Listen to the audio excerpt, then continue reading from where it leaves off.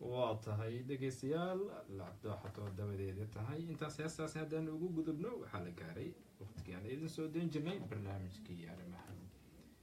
arrimaha bulshada iyo ganacsiga oo maanta intiisa badan aan ku falanqeyn doono dhir ka baxa Soomaaliya iyo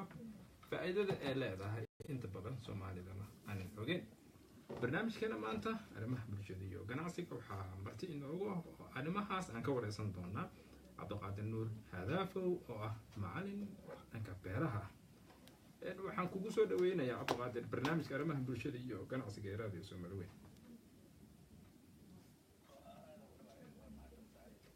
السلام عليكم. برنامج كان ممكن نقول الله أيوه درت وبدنتها نوعي بدنا إلا ذاي ودرت هذا ما أنت جيت درجة أن ما أنت كان دونه وكسر سنة هي محجة أما أفكار قرار بوي عن كسابها مع تيجي نام كوالي هذا منيوتا أسكولانت. Cabdiqaadir marka hore inta aan barnaamijka u sii guda galin waxaan jeclaan lahaa in dadweynaha dhageysanaya marka hore isbarto Cabdiqaadir waa qof noocee ah. Hadaafow waa nin Soomaali ah aqoonyahan beereed ah jaamacadda beeraha ka baxay jaamacadaha waddankana ilaa xad wax ka soo dhigay haddana barnaamijyo beeraha ku saabsan weli ku dhex jiro. marka dalaggan aan ka hadlayno waa dalag aada muhiim u ah inkasta oo waddanka waktiga oo soo galay aan la ogeynin dalagga maxogga ama kasaabaha magaciisa scientific namekiisa waxaa yidhaahdaa manihota ascolant familiga uu ka tirsan waxaa yidhahdaa eforbiacea marka waa dalag aada muhiim u ah Soomaaliya waqtiga oo soo galay inkastoo la aqoonin haddana waxa waaye wuxuu naga soo galay dhankan iyo Kenya isaga iyo nooc kale oo la yiraahdo waambaha dalag waambaha la yiraahdo xoogga marka waxtar badan ayuu leeyahay wadamo badan ayuu ka baxaa waxyaabo badan ayaa laga sameeyaa waxaa laga sameeyaa burka waxaa laga sameeyaa baastada waxaa laga sameeyaa macnihii waxyaabaha oo doolshada iyo waxyaabo badan oo macnihii waxaa kaloo laga sameyn karaa alcoholka ama ethanolka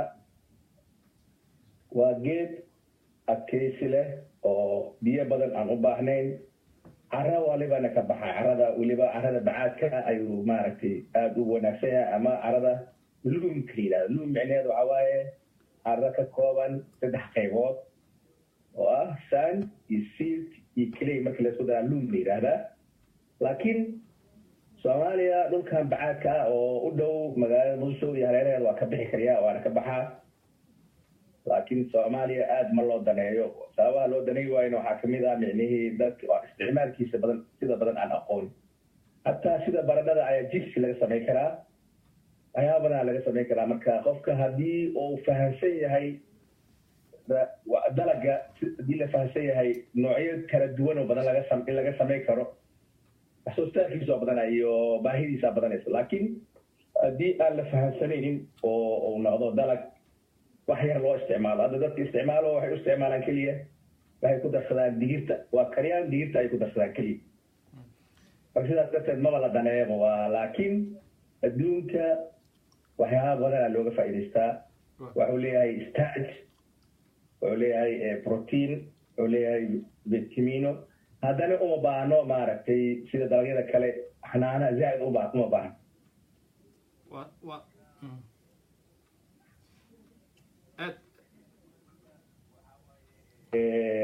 wadamo badan Africa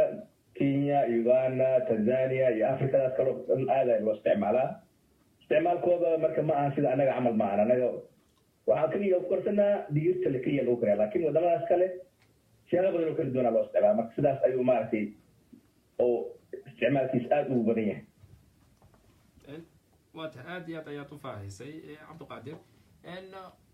waxaad soo qaaday in burka laga sameeyo ayaa tiri haatanna Soomaalida inta badan bur ahaan uma isticmaalaan ma faahfaahin kartaa sida burka looga suubiyo iyo waxyaabaadku u baahan yahay in bur laga dhigo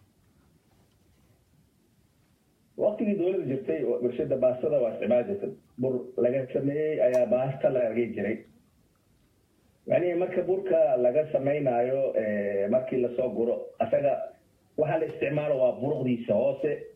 sida baradhada macaanka ama baradhada kale maaragtay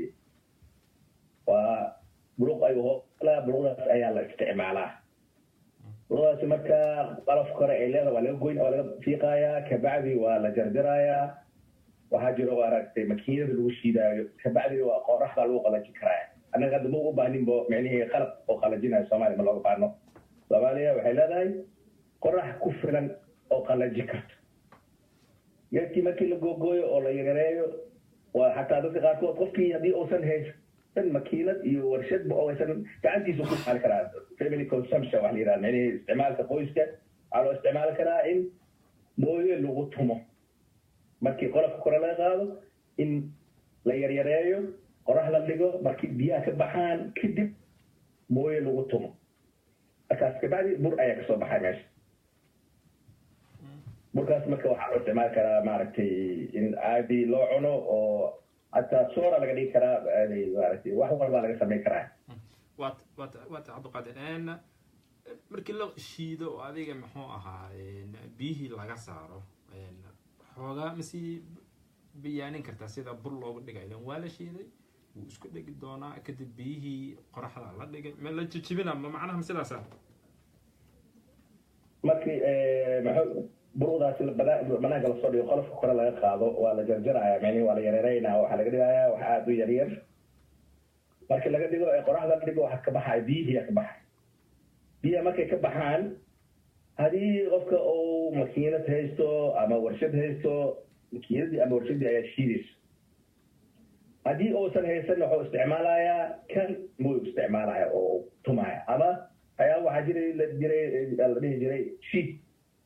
oo hataa geleyda iyo masagada iyo lagu shiido oo haddii lagu shubo lagu shiido ayadana waa la isticmaali karaa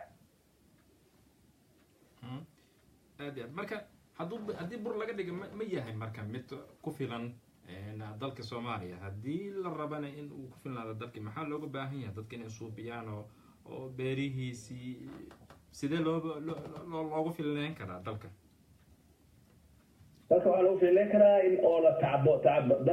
dadka laakiin waxa waaye wax walba way ku xiran yihiin suuq inay helaan haddii dalaga uusan suuq lahaynin tacab badan ma jiraayo tacabka wuxuu ku badan karaa in suuq helo damaandi uu jiro micnihi haddii uusan jirin micnihii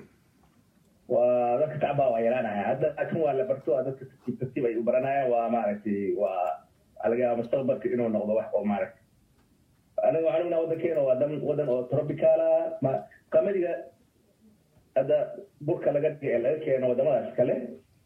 si wanaagsan ma ugu bixi karaa laakiin kan haddii la xoojiyo waa ka bixi karaaya waana maaragtay wax la dhiiri keli karo waa macnii dadka haddii ay helaan suuq iyo meel loo gadanayo iyo dalab badan ay haystaan bahayaan aad iyo aad waa cabdiqaadir waqtiga kaabiga nagu haya dartii ma jiraan waxyaabaad muhiim ah oo aanan ku weydiinin ee tahay inaad dadka la wadaagtid oo aad ku sheegtid oo aan ku saabsan geedkaasi kasaabaha ama maxoga kasaabaha ama maxoga waxyaabaha kale oo laga dhigi karo waxaa kamid ah ethanol oo ah shidaal loo isticmaali karo micnihii waddankeena waxaa jiro